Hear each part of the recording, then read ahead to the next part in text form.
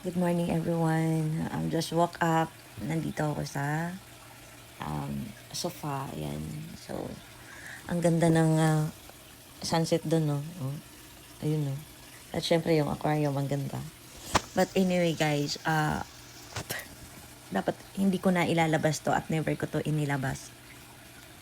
Dahil doon sa mga bago kong anak, mga bago kong live streamer, para sa kanila kayo ako ilalabas doon kasi nga syempre yung mga iba dyan medyo parang nababahala sila dun sa rumors na ginawa nung isang inggiterang palaka na ang pangalan is si Gretchen. Siniraan ng bonggang-bongga yung charity namin ni Kesyo. Hindi daw legit na may permit kami at hindi rin legit na meron kaming tax. Ako lang daw ang kumukuha. So, ito ang una kong sasabihin. Hindi ka makaka-pay out, hindi ihulog sa account mo sa bangko mo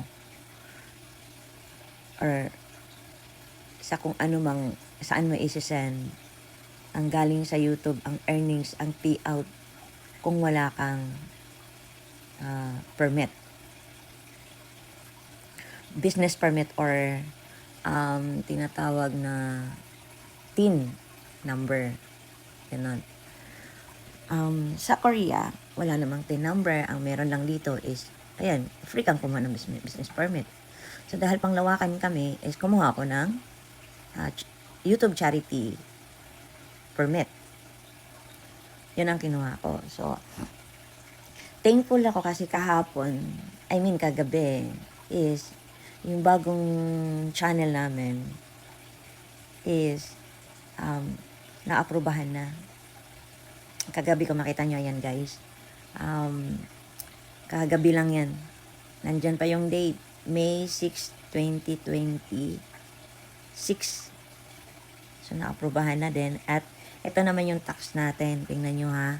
Kung yung tax, alimbawa, yung YouTube na ginamit namin is YouTube ng US, no? United States.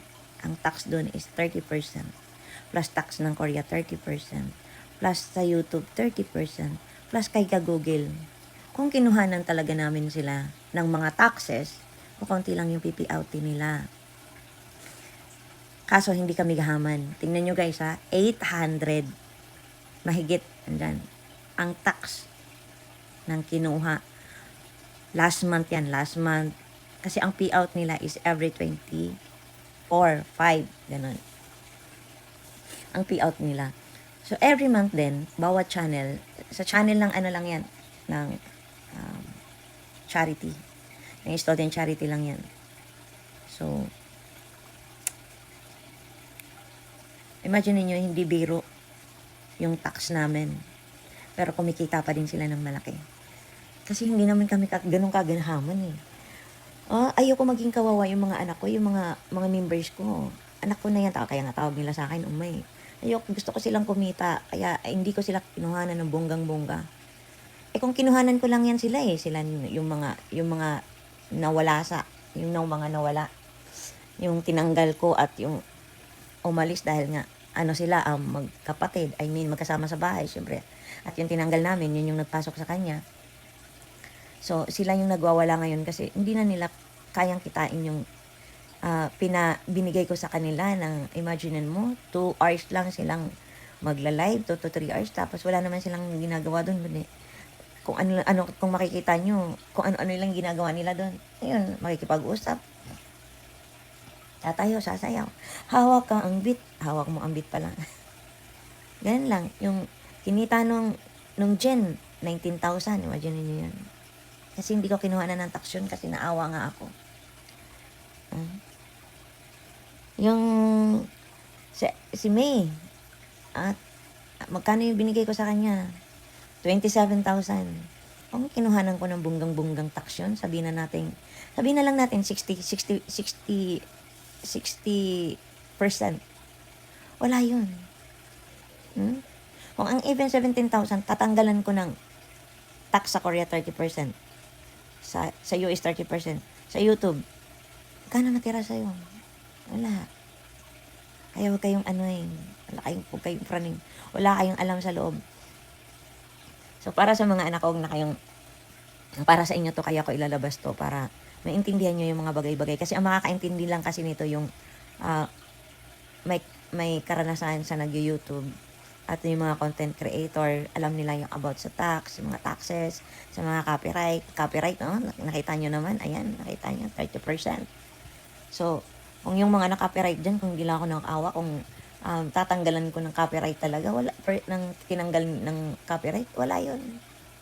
Konti lang sasahurin nun dahil ayoko silang masad, ayoko silang maging kawawa. Kaya ako inaabunuhan. Kaya ako inaabunuhan. Kaya yung mga hindi nakakaintindi dyan, yun yung mga walang iniisip kundi yung kita lang nila. Hindi nila iniisip yung tax. Siyempre, gumagamit ka ng apps nila.